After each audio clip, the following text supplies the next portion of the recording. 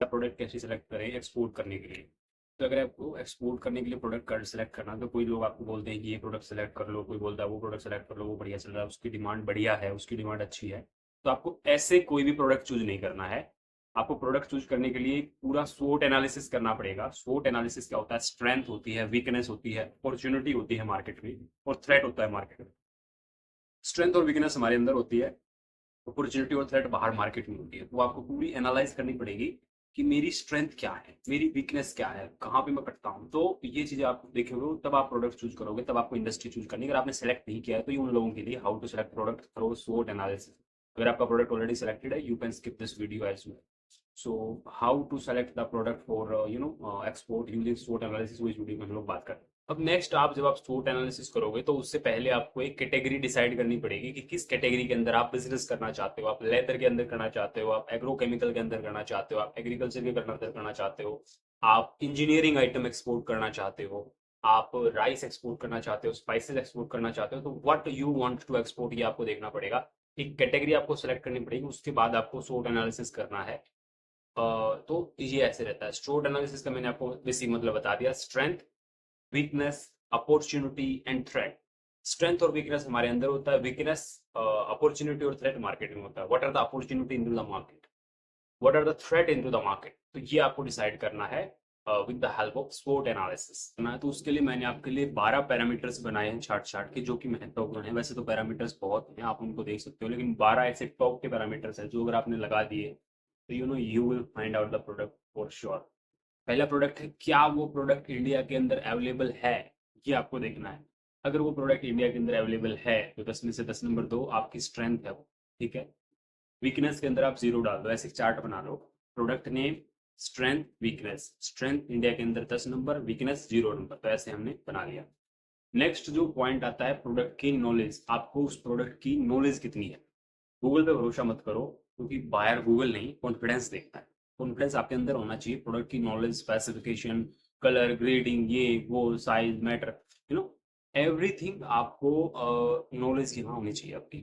Chat GPT पे भरोसा मत करना, क्योंकि कॉन्फिडेंस आपके अंदर होना चाहिए। जब आप बायर को कॉल करोगे ना, तो आपके अंदर कॉन्फिडेंस होना चाहिए कि मेरे को प्रोडक्ट की नॉलेज है, बढ़िया नॉलेज है, मेरे पास बढ़िया प्रोडक्ट है। तो ऐसे करके आपको देखना है। Product of the knowledge the second important is. अब आने वाली थर्ड इंपॉर्टेंट चीज आपके लिए।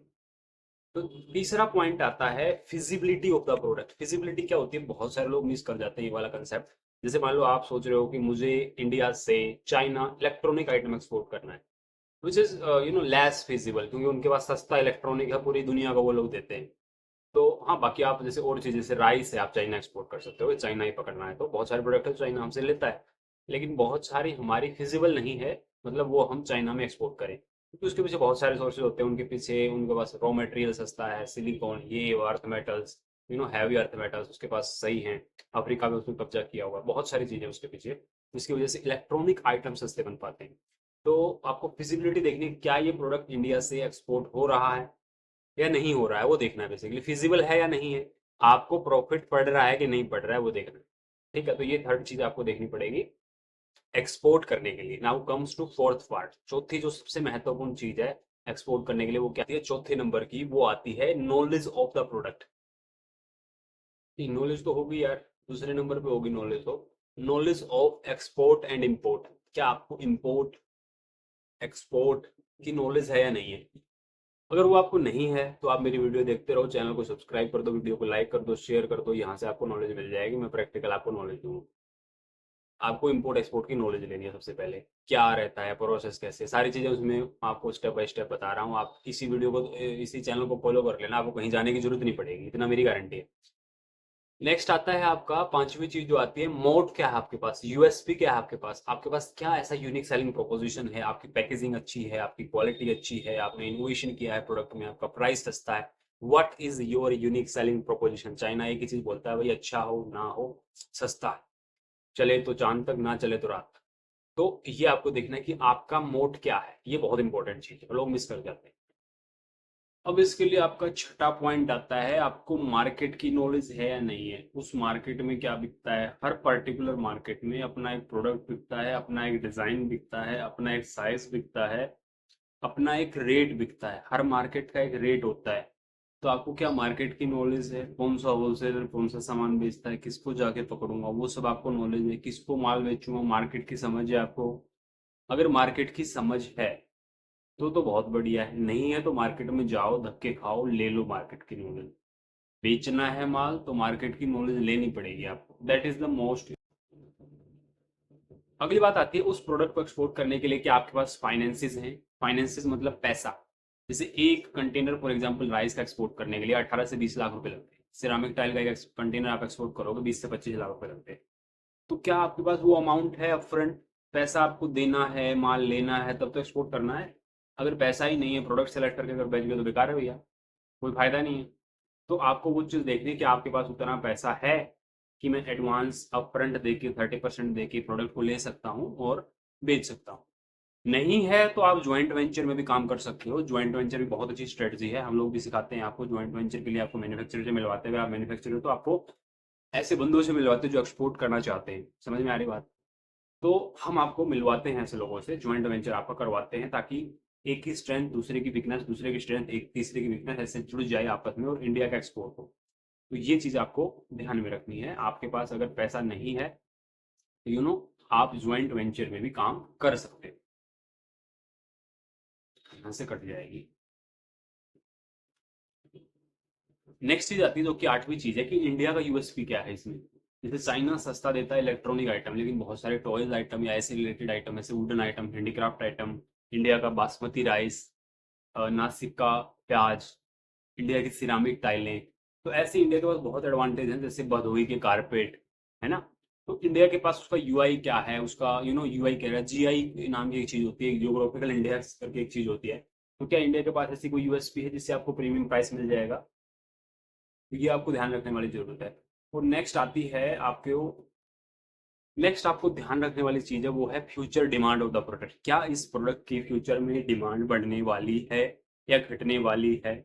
क्या ये ऊपर जाने वाली इंडस्ट्री है या डाउनफॉल इंडस्ट्री का स्टार्ट हो गया? तो ये आपको चीजें ध्यान में रखनी है। जैसे लेदर की, जैसे हम लोग बात कर रहे थे, लेदर की जगह आज की डेट में प्लांट बेस्ड लेदर आ गए, जहाँ पे एनिमल को ना मारना पड़े, उनकी खाल ना तारनी पड़े। तो ये भी चीज़ है कि मार्केट किस तरीके से इको फ्रेंडली है, इस तरीके का ट्रेंड बढ़ रहा है मार्केट में। तो ये भी आपको ध्यान रखने वाली चीज़ है। ध्यान रखना पड़ेगा कि फ्यूचर में ट्रेंड क्या हो रहा है मार्केट का। अगली जो बात आती है वो आती है रिक्वायर्ड रिसोर्सेज पे। इस धंधे को करने के लिए, इस बिजनेस को बढ़ाने के लिए मेरे को कितने रिसोर्सेज की रिक्वायर्ड है। क्या मुझे वेयर हाउस लेना पड़ेगा, क्या मुझे स्टाफ हायर करना पड़ेगा, क्या मुझे वीडियो एडिटर हायर करना पड़ेगा, क्या करना पड़ेगा? वो आपको रिसोर्सेज हैं आपके पास, 10 में से नंबर दो, नहीं है 10 में से नंबर काटो। तो ऐसे आपको स्ट्रेंथ, वीकनेस और ये सब चीजें आप एनालाइज करोगे। आप उसके नंबर देते रहोगे तब आपको समझ में आएगा स्ट्रेंथ इतनी है मेरी, वीकनेस इतनी है मेरी, ये इतनी है मेरी, वो इतनी है।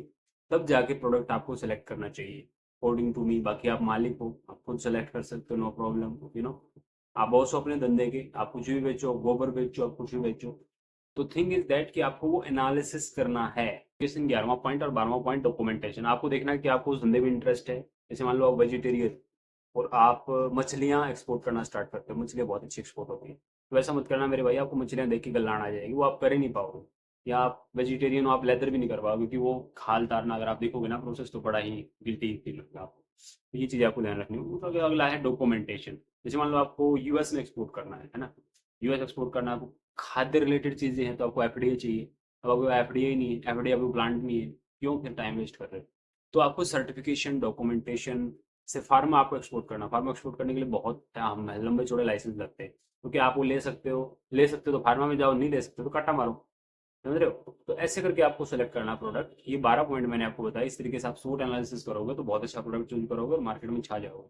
ई कॉमर्स का भी आज की डेट में आप सहारा ले सकते हो। अमेजोन वगैरह से आप प्रोडक्ट चूज कर सकते हो, इट्सी से प्रोडक्ट चूज कर सकते हो। क्या बिक रहा है मार्केट में वो बेचना स्टार्ट कर सकते हो, वो एक्सपोर्ट करना स्टार्ट कर सकते हो। आने वाली वीडियोज में आपको और भी तरीके बताऊंगा कि कैसे कैसे करना है सूट एनालिसिस। आपको लिख के दिखाऊंगा, कंप्यूटर स्क्रीन पे दिखाऊंगा। वीडियो को आप लाइक शेयर सब्सक्राइब करो, चैनल को ग्रो करवाओ। 50,000 सब्सक्राइब का टारगेट रखते हैं, 50,000 सब्सक्राइब हो जाने चाहिए 2025 में। तो वीडियो देखने के लिए बहुत बहुत धन्यवाद। कंसल्टेंसी चाहिए तो आप कॉल कर लेना। Thank you so much. जय हिंद।